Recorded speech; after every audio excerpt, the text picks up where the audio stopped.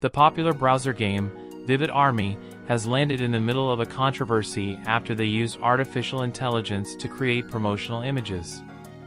These illustrations turned out to be strikingly similar to the style of a widely known +18 artist on social media.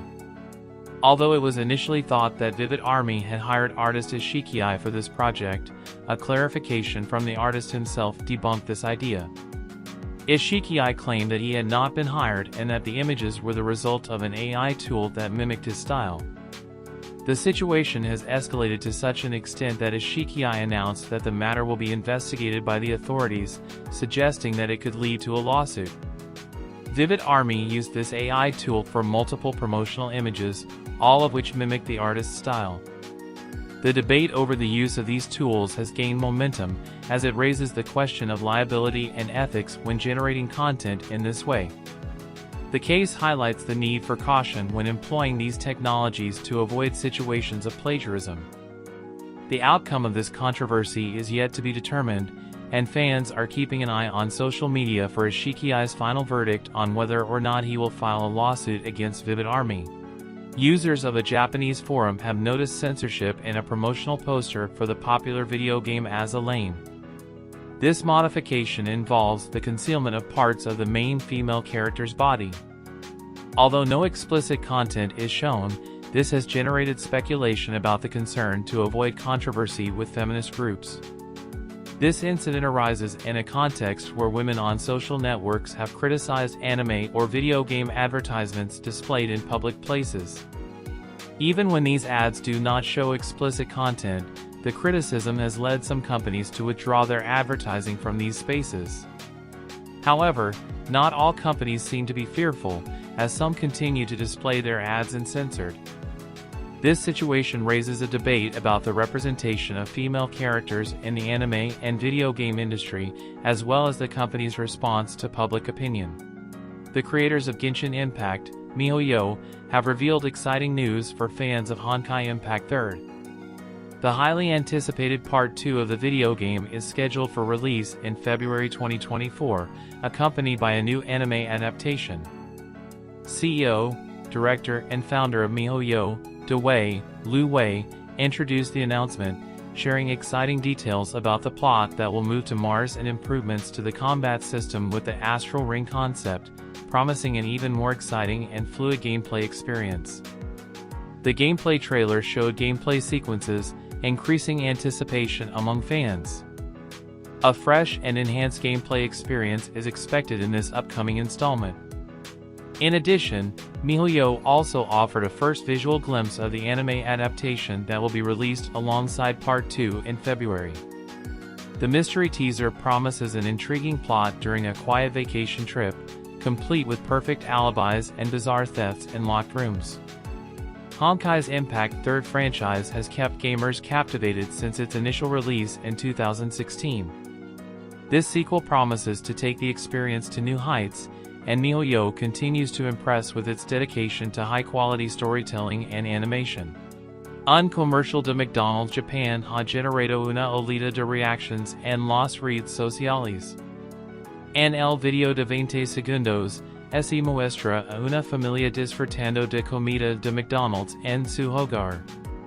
Aunque fue bien recibido en Japón, ha desencadenado críticas en Occidente, especialmente por parte de la comunidad LGBT+, que esperaba ver representación en el anuncio.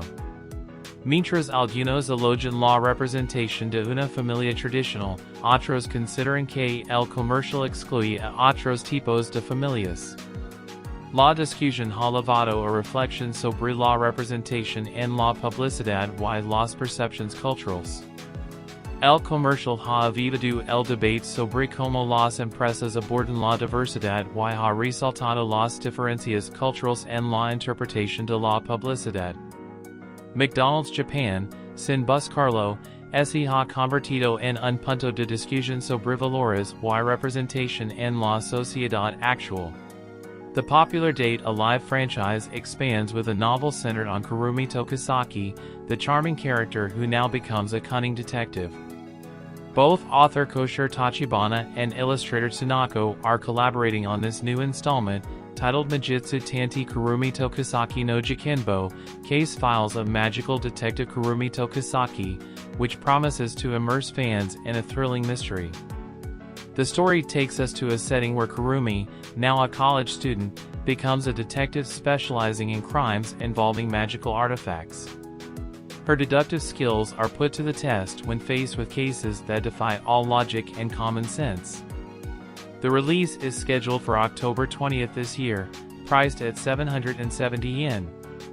This new installment promises to explore previously unseen facets of one of the series' most beloved characters, giving fans a completely new and exciting experience.